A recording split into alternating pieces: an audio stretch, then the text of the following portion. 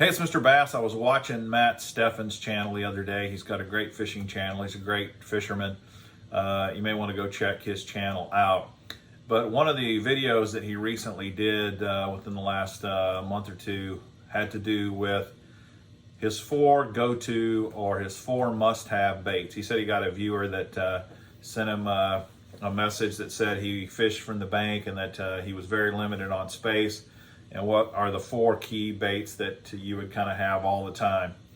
Well, one of the things that Matt pointed out, which I totally agree with him, is, well, those 4 baits need to be pretty versatile if you're only going to use 4 baits. And he goes through his list, and I like his list. I kind of agreed with a lot of what he put down there, especially when you consider he's a pro fisherman and he's traveling all over the country. I myself, I'm kind of in the Midwest. I do travel some for kayak tournaments and stuff like that, but for the most part I kind of stay in my geographical area. And so I kind of went through that exercise in my head and thought, what would be my 4 go-to baits? If I could only have 4, what would those be? So that's what I'm going to share with you today, and I'll explain to you a little bit why. Now, one thing he doesn't mention is a topwater. He does kind of talk about using one bait that's not a topwater bait for sort of topwater applications, but I really can't see myself going through a season of bass fishing without throwing a topwater lure. And even if you're only talking 4 baits, I still think you've got to go with a topwater. Topwater's got to be one of those 4. So then as I started going through my mind on all the topwaters that I love a buzzbait, I love the whopper plopper, I love the spook, I love a popper. I mean, there's so many topwater baits out there that, you know, I'd kind of like to have them all. But if I could only have one, I'm probably going to go with a Heddon Spook. Something like the One Knocker. This one here I absolutely love. This thing is 3/4 of an ounce and it's 4.5 inches long, and it's just a solid fish catching bait. And I really thought, you know, all of these other topwater baits have their time and their place, as does the spook. But I really think if you had to use only one topwater through the whole season, I'm going to go with a spook. I think the spook gives you the most opportunities to catch fish all year round. You can do so much with it. So my number one, my first absolute must-have bait is going to be a spook, a walk the dog style bait. Okay, next, I do have one bait that I totally agree with Matt Steffen on, and I could not leave it out. But I only have one that I share with him, so for whatever that's worth. And that has got to be the stick worm. In my case, it's a Senko. The 5-inch stick worm is money.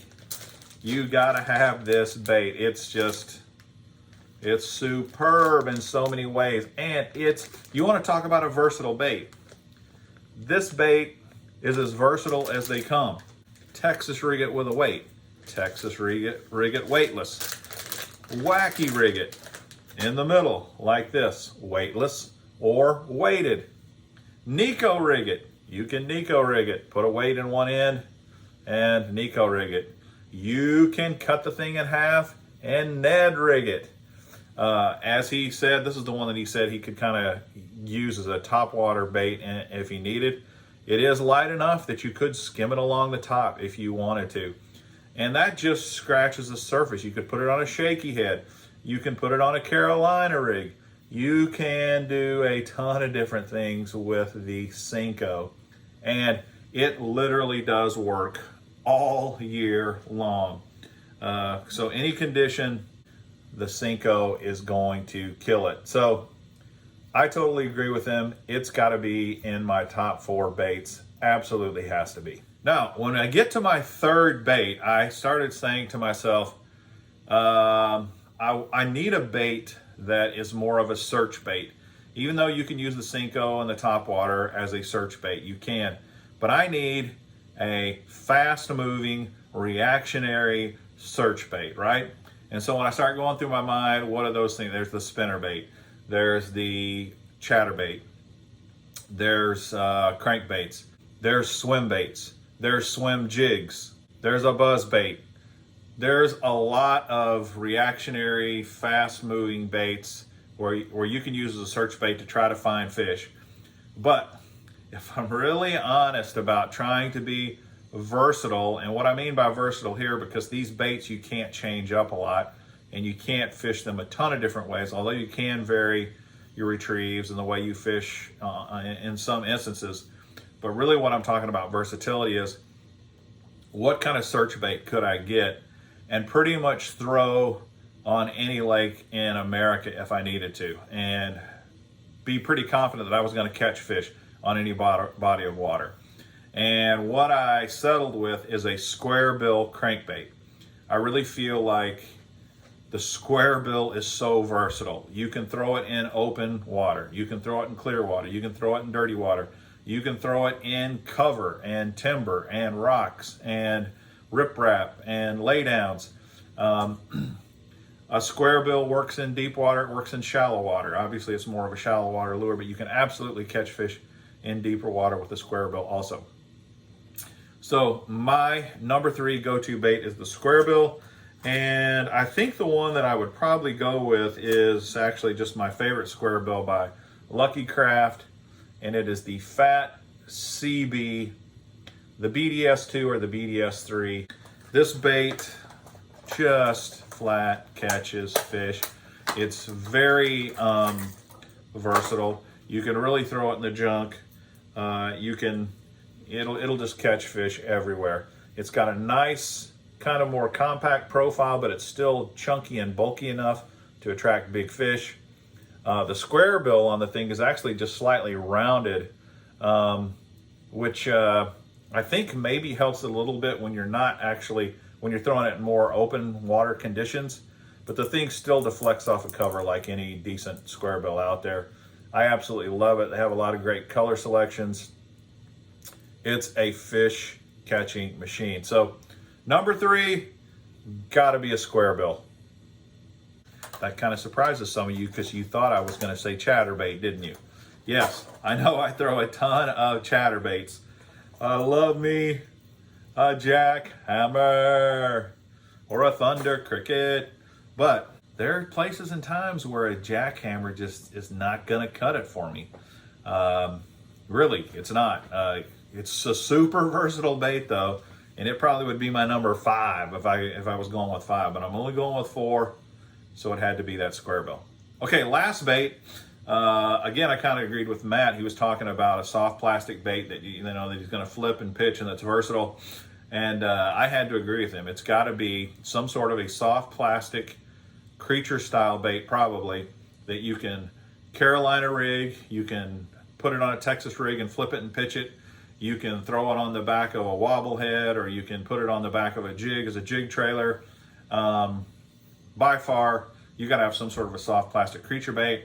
And you guys may be aware that watch my channel that I've got one bait, creature bait, that I really think is probably the most versatile out there, and that is the Kitech Crazy Flapper. In fact, I recently did a video on the Crazy Flapper, and I'll put a link for it up here that you can go and watch if you want to get more specifics on this. But the Crazy Flapper is really kind of a brush hog imitation, but it's way more versatile than the brush hog. Here's what it looks like out of the package. And it's got all these flappers and appendages and things that, one, make it fantastic to fish just like you would a brush hog. So throw it on that Carolina rig, Texas rig it, and drag it on the bottom, flip and pitch it just like you would any kind of a brush hog or creature bait around stumps or cypress knees or anything where you're flipping and pitching into brush and cover and that kind of thing. But then you can start pulling appendages off and go really flexible on this. Let me show you. I've already got some stuff rigged up here. Right here, put it on a Tokyo rig. Tear off some of the appendages, cut the head off, bam, works great. Here it is on a wobble head. Again, excellent choice on a wobble head. I love throwing a wobble head, by the way. You're in thick, heavy mats and you need a punching bait? Tear all the appendages off of it except for that last little tail and go to town punching in heavy cover. You can actually throw a chatterbait in addition to your 4 baits. Well, that'll make a great chatterbait trailer. Same for a jig. It makes a great jig trailer. Look at that, that's beautiful. And it even works on a big shaky head. I got this on this here. So, in my opinion, if I can only have one, I think the crazy flapper is not crazy, it's sane. It's a very safe, good choice. So, those are my 4 baits. In a pinch, if I could only have 4 on the deck of my boat, if I could only have 4 fishing the bank or on a kayak, that's probably what I'm going to start with. I'm going to go with those 4. Also, I would love to see in the comments what you think about those baits and what am I missing? What are your 4 favorite baits? Please share them with us. The whole community loves to talk tackle and loves to learn about this kind of stuff. Also, if you're interested in purchasing any of these, I'll put a link in the description for each of these baits. You can go find them quick and easy. Thanks again for watching the channel. Thanks for supporting the Mr. Bass channel. I greatly appreciate it. Until next time, this is Mr. Bass. Happy fishing!